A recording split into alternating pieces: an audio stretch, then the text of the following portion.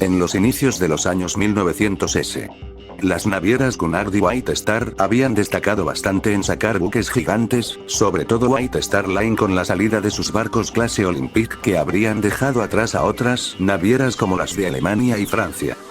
Albert Balin, el jefe de la naviera alemana Hamburg America Line. Después de la salida del RMS Olympic por White Star, este mismo se pondría manos a la obra para construir también un trío de transatlánticos más grandes que la clase Olympic de White Star. Así es, me refiero a la clase Imperator. Si bien la naviera de Hamburg America era una naviera independiente en esos tiempos, construir barcos gigantes era muy difícil, sobre todo en alemán, que como dije al inicio se había quedado muy atrás por Cunard y White Star Line. Albert Balin y la naviera mencionada buscaría no solo a empezar a construir barcos gigantes, sino también revolucionar el lujo y comodidad para sus diferentes tipos de pasajeros, de los más ricos en primera clase y a los más económicos de tercera clase. Albert Balin se ganaría la confianza del presidente alemán de su tiempo llamado Kaiser Guillermo II. Que por cierto en ese tiempo no se le decía presidente, sino imperio o emperador. Bueno, un dato para que tengan en cuenta. El Kaiser Guillermo II compartía las mismas ambiciones de Albert Balin de dominar el Atlántico Norte. El Kaiser, que siempre estuvo celoso de los avances navales de sus hermanos británicos. Albert Balin y Kaiser se dieron cuenta que para obtener la ventaja no solamente era desarrollar su armada, también era necesario una poderosa flota de barcos mercantes. La competencia entre naciones para construir los transatlánticos más grandes y poderosos era algo comparable con las películas de hoy de ganarse los premios y aprobación del público.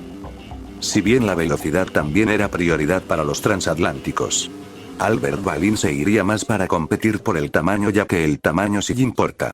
Y como era de esperar, el Kaiser Guillermo II aprobaría los planos. Este ya estaba ansioso por superar a sus primos británicos. Originalmente la construcción sería en los astilleros de Harland and Wolff, astillero británico que antes de la clase Olympic se dedicaba a construir barcos alemanes. Sin embargo, eso les quitaría mucho crédito, ya que serían barcos dependientes del astillero de White Star Line, así que se exigió que la clase Imperator sería construida en astilleros alemanes. La construcción del primero de los tres, el SS Imperator, sería construido en el astillero Werbe-Stettin en Hamburgo. Su construcción sería iniciada el 18 de junio de 1910. Mismo día y año que se estrenaría el astillero. El diseño del Imperator estaría más inspirado en el Lusitania y en el Mauretania de Cunard. El Imperator estaba propulsado por cuádruples hélices accionadas por turbinas de vapor y presentaba amplios espacios interiores, siendo más avanzados que la propulsión de la clase Olympic. Su eslora o longitud superaba los 900 pies de largo. O sea, midiendo unos 274 metros de largo, superando ampliamente la de la clase Olympic tanto en eslora y tonelaje bruto. En mayo de 1912 ya estaba listo para su botadura al mar. El Consejo de Administración de HAPG lo llamaría Imperator como un gesto halagador hacia el Kaiser Guillermo II, que mantuvo siempre un interés y apoyo durante todo el proyecto. Fue votado el 23 de mayo, un mes y 11 días después del hundimiento del Titanic. El Kaiser bautizaría el barco vestido de forma elegante como una ceremonia que recordaba la botadura de un buque de guerra.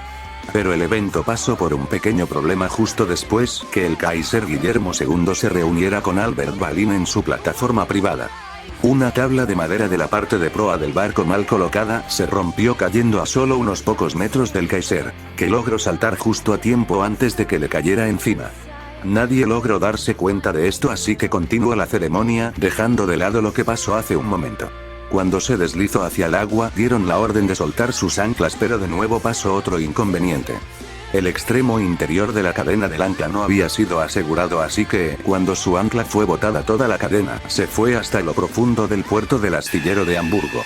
El desmadre fue tan grande que desde arriba se escuchó el madrazo del ancla golpeando el fondo. El Imperator, que había sido lanzado, fue remolcado hasta su lugar de acondicionamiento con una ancla menos. Y bueno, como no había pasado mucho del desastre del Titanic, su acondicionamiento se detuvo brevemente para instalar un revestimiento interior adicional en sus compartimentos delanteros que se extendía muy por encima de su línea de flotación. Para probar las nuevas características de seguridad, se trajo un camión de bomberos del apartamento de bomberos de Hamburgo y se utilizó para bombear agua en sus compartimentos. Después de una inspección exhaustiva donde no encontraron fugas, los compartimentos se declararon estancos. lo que dio una garantía de supervivencia al buque ante un impacto que hundió al Titanic. El enorme barco tenía la capacidad máxima de viajar hasta con 5.100 pasajeros por viaje, superando las 3.500 capacidad de pasajeros que podría alcanzar en el Titanic como máximo. El Imperator, al tener una capacidad de pasajeros tan grande, también significaba llenar el barco con al menos 83 botes salvavidas. Se excavaron vallas en su cubierta de refugio de popa del barco para dar un peso más equilibrado a la hora de viajar, ya que esta parte pesaba demasiado y podría causar inclinaciones delanteras. Una vez ya acabadas las mejoras de seguridad exteriores del barco, se enfocarían ahora en mejorar los interiores y el lujo de este mismo, y para eso llamarían al arquitecto francés Charles Frédéric Meues, que había tenido la fama mundial de hacer los hoteles Ritz más lujosos de París y Londres. El colaborador del mencionado Charles Meues, quien sería Arthur Joseph Davis, fue seleccionado para diseñar los interiores del barco competidor del Imperator, que era el RMS Aquitania de Cunard Line, que aún seguía construyéndose en Claiven de Escocia. Si bien se había prohibido la colaboración para construir barcos de países a otros, en este caso hicieron una excepción por un motivo de vínculo que tenían estos con Cunard. Como Albert Ballin quería superar a sus primos británicos en la construcción de buques gigantes, en la última etapa de contracción de su barco, agregaría una enorme águila de bronce en la punta de la proa para demostrar su nueva superioridad. Aunque nunca lo admitirían, pero si es verdad es que los alemanes tenían miedo que el RMS Aquitania, o el último barco de la clase Olympique el Britannique, superara en tamaño al SS Imperator, que ya se había terminado de construir, mientras que los dos barcos mencionados continuaban en su inevitable construcción. El águila de bronce, que por cierto era llamado mascarón de proa, aunque era un adorno saliente bastante llamativo, al estar justo en la punta de proa, daría dificultades a la tripulación vigía de abajo en observar lo que hay por delante. Pero los alemanes harían cualquier cosa para demostrar el valor de su nación y ingeniería en un escenario mundial.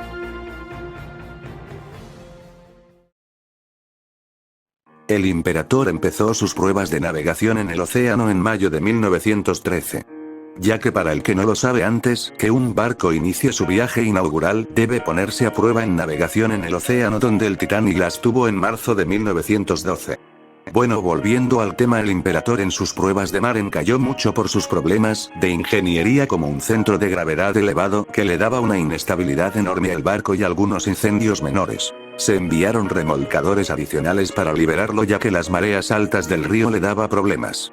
En las siguientes mareas el barco fue desalojado sin ningún daño aparente. Más tarde, mientras navegaba hacia el Mar del Norte, abierto para seguir con sus pruebas, se hizo muy notable que el transatlántico se encontraba en una posición demasiado inclinada. Se recuperaba de forma tardada incluso hasta la más mínima oleada. Una vez que el barco se balanceaba, le tomaba mucho tiempo volver a su posición vertical. Solucionar este problema requería de mucho tiempo, de ingeniería naval, que por supuesto tomaría meses en su arreglo. Así que decidieron que estas correcciones tendrían que esperar y aceptar por el momento el transatlántico tal como estaba. Mientras realizaban los preparativos para su viaje inaugural, un trabajador que llenaba su garraba provocó accidentalmente un incendio repentino en un almacén. Aunque el fuego estaba contenido en un solo compartimento, el incendio mató a 5 miembros de la tripulación que estaba cerca del incidente. El viaje inaugural del Imperator tuvo que retrasarse para corregir los daños causados por el incendio. El personal del transatlántico culpó del retraso al mal tiempo y a las inadecuadas instalaciones de atraque. Con el desastre del Titanic aún fresco en la mente de todos, cualquier noticia de mal augurio en la seguridad en el barco se tuvo que ocultar cuidadosamente. El Imperator al final terminó midiendo 906 pies, o 276 metros de largo de eslora, y con una manga de ancho de 98 pies equivalente a 30 metros. Con un peso de 52.117 toneladas de registro bruto. En lo que lo convertía en su tiempo en el mayor barco de pasajeros del mundo. Gracias a sus motores cuádruple de vapor podría alcanzar una velocidad máxima de hasta 24 nudos, igualando la máxima velocidad del Olympique. El Imperator estaba operado por una tripulación de 1.180 personas y realizó su primer viaje inaugural el 11 de junio de 1913 con una cantidad de 3.100 pasajeros bajo el mando del comodor Hans Ruster, con una tripulación de 4 capitanes adicionales. El capitán George Fate se percató de sus constantes problemas de balanceo y estabilidad.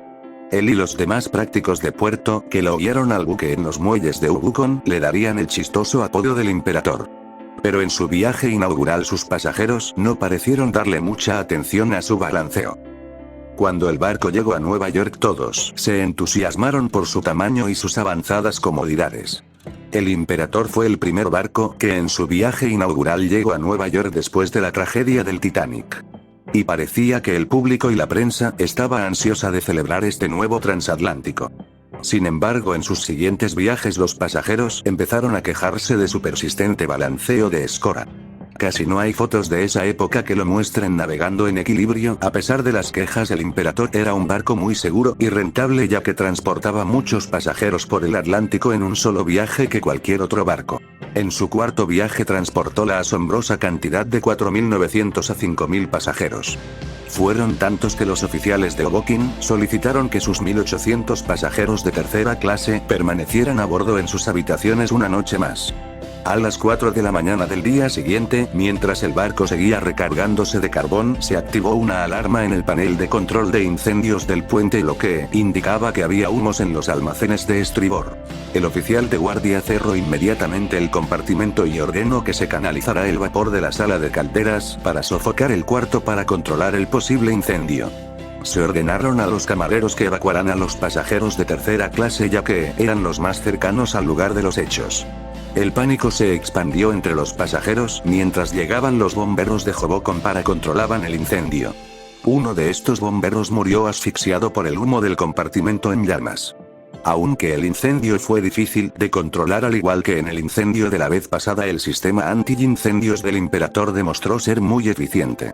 Ya para las 9 de la mañana de ese mismo día ya el incendio había desaparecido.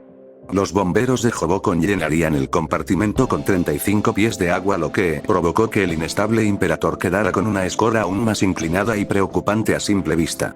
La tripulación tardó solo 2 días en arreglar los daños interiores, estando listo para su viaje de regreso con una carga decente de pasajeros. Después de 2 viajes, su primera temporada de barco comercial llegó a su fin, volviendo al astillero de Hamburgo para darle las mejoras que debieron darle desde antes para mejorar su escora inclinada.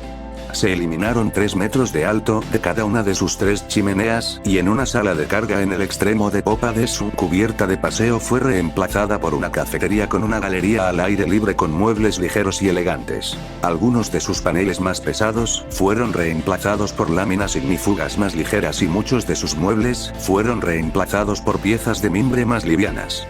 Y finalmente se añadieron 2.000 toneladas de cemento en el interior de su casco como un lastre permanente. Cuando volvió a entrar en servicio en la primavera de 1914. Estos cambios mejoraron parcialmente la situación y sin duda hicieron que sus viajes por el océano fueran más seguros con una escora menos inclinada, a diferencia de sus primeros viajes ya mencionados. Pero los problemas de estabilidad ya era un error desde sus primeros días de fabricación, lo cual la inclinación siempre estuvo presente hasta el final de su carrera.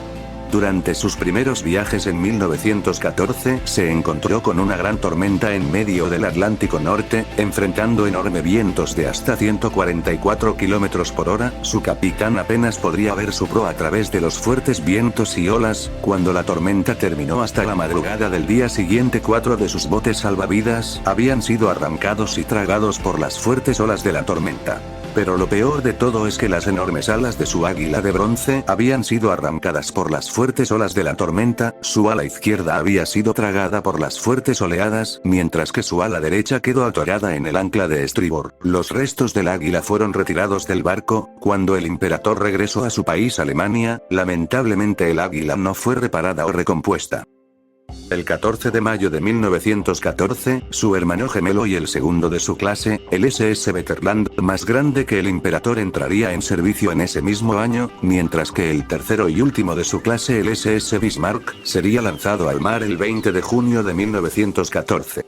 Parecía que los sueños de Albert Baleen de construir una flota superior y mayor que la de sus primos británicos pronto se haría realidad, pero tan solo unos meses después se desataría la Primera Guerra Mundial.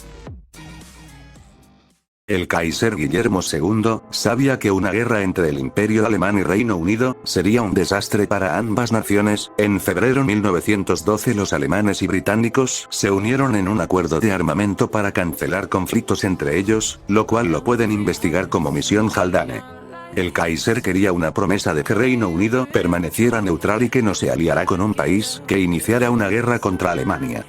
Al final ambas naciones no lograron llegar a un acuerdo que los pudiese salvar del enorme conflicto que se avecinaba. Si quieren más detalles de este acuerdo, como dije, pueden investigarlo como Misión Haldane.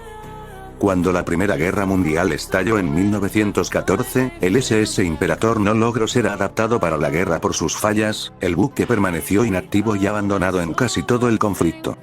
La guerra dejó a Albert Balin en una profunda depresión, ya que muchos barcos de su naviera resultaron dañados o destruidos por la guerra. Temiendo que la inminente derrota de Alemania significara que todo lo que hizo en su vida, en especial su trío de supertransatlánticos, pasara a manos de sus aliados y enemigos, Albert Balin se quitaría la vida el 9 de noviembre de 1918, poco después de enterarse que su amigo el Kaiser Guillermo II renunciaría a su trono ese mismo día. Sus temores se hicieron realidad cuando el Tratado de París entregó a casi todos los transatlánticos alemanes a los aliados. El Imperator al principio fue entregado a la flota estadounidense, que ya se había apoderado de su segundo hermano, el SS Veterland, ahora llamado Leviathan. El SS Imperator recibió una pequeña limpieza y fue usado para repatriar a 25.000 tropas estadounidenses después de la guerra, aunque hubo debate de quién se iba a quedar con el deteriorado barco. El 20 de septiembre de 1919 fue entregado a la naviera británica Cunard Line. El 24 de noviembre, el Imperator viajaría a Southampton, donde los trabajadores navales de Cunard lo someterían a una revisión muy necesaria. Cunard tenía planeado ponerlo en servicio el 10 de enero de 1920, pero cuando llegó a Southampton el 6 de enero, el barco estaba en estado casi de putrefacción en el acero y con un interior lamentable, por lo que tomaría muchísimo tiempo darle una remodelada si querían que este entrara al servicio. Al barco le faltaba parte de su timón y sus hélices estaban corrosivas. Se sometió a una remodelación y limpieza muy exhaustiva, donde se tomaron piezas de otros barcos como la del RMS Transilvania o el Carmania, para reemplazar y reparar las partes del barco desechables y finalizar el trabajo. El Imperator realizó su primer viaje, siendo parte de la línea Cunard a finales de febrero de 1920.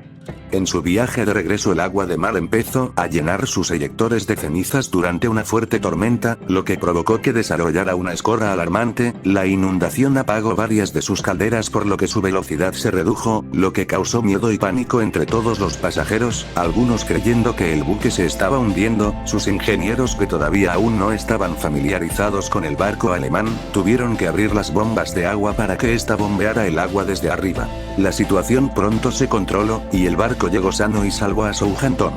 Pero el pequeño incidente causó gran preocupación en la prensa. Las dudas sobre su navegabilidad llegaron incluso a las cámaras de las personas. Cunard lo retiraría del servicio para una reparación más detallada y exhaustiva. Los trabajadores navales de Cunard dijeron que le retirarían la tercera chimenea para solucionar los problemas de inclinación y estabilidad, pero afortunadamente esto nunca llegó a suceder. En cambio, convirtieron su restaurante en un salón de baile más luminoso, y retiraron el mármol de sus palacieros baños de primera clase.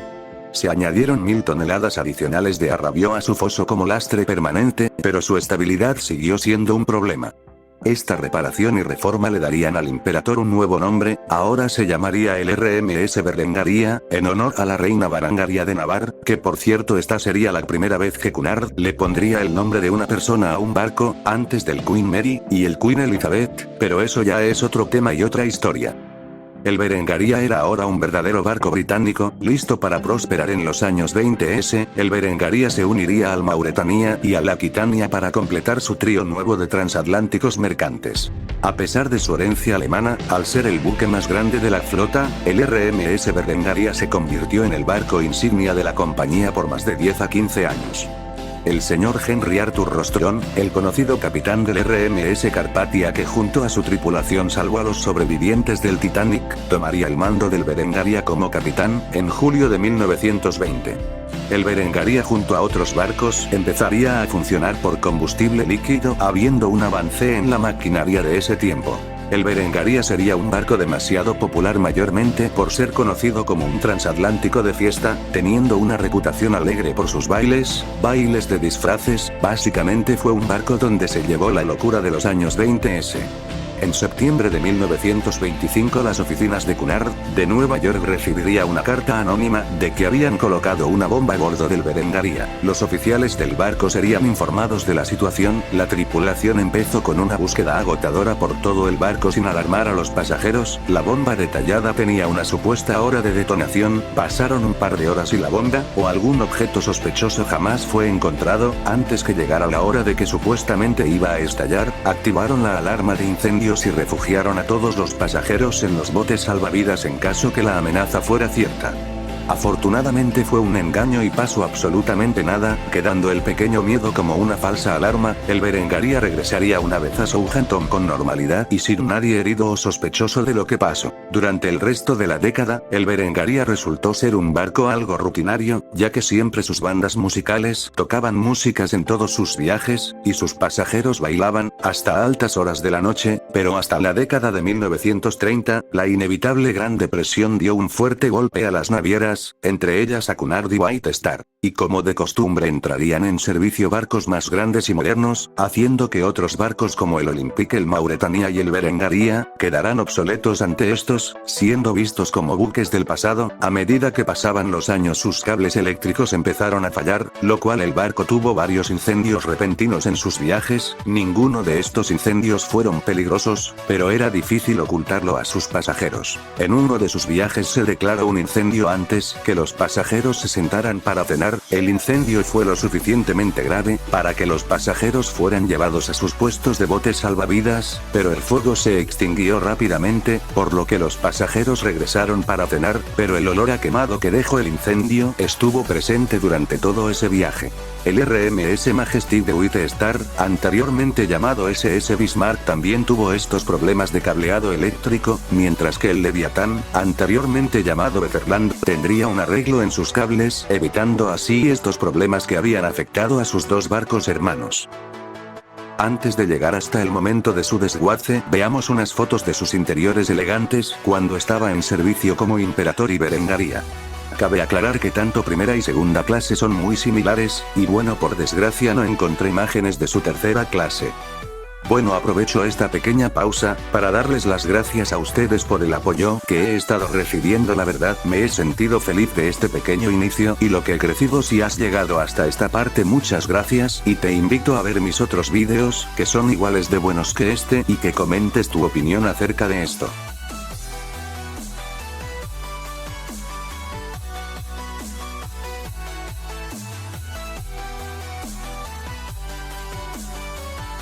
Continuando con lo último del documental, en 1935 el RMS Olympic sería desguazado junto a su compañero de guerra el Mauretania, mientras que Cunard y White Star se fusionarían para solucionar sus problemas financieros con apoyo de su gobierno. En 1938 el Berengaria ya estaba llegando al final de su carrera, mientras que la reciente fusionada Cunard White Star Line, ya varios de sus barcos ya habían sido desguazados, mientras que nuevos barcos como el Queen Mary ocupaban sus lugares. A finales de 1938 el RMS Berengaria ya había llegado a su fin, sus accesorios lujosos serían subastados hasta enero de 1939, mientras que el barco fue enviado a Harrow para concluir su desguace. Debido a su colosal tamaño más el inicio de la Segunda Guerra Mundial, el barco desapareció hasta 1946. Sinceramente, el Imperator y sus dos barcos hermanos fueron la cúspide de tamaño antes y después de la Primera Guerra Mundial, durando estos más de 20 años con ese título, logrando lo que la clase Olympic no pudo, marcando una época importante en el mundo de la ingeniería naval antigua. Y con esto concluyó con el vídeo. La verdad es el documental más largo que he hecho en toda mi vida, pero ustedes sabrán apreciarlo. Muchas gracias por ver, cuídense y pasen un bonito día, tarde o noche. Adiós.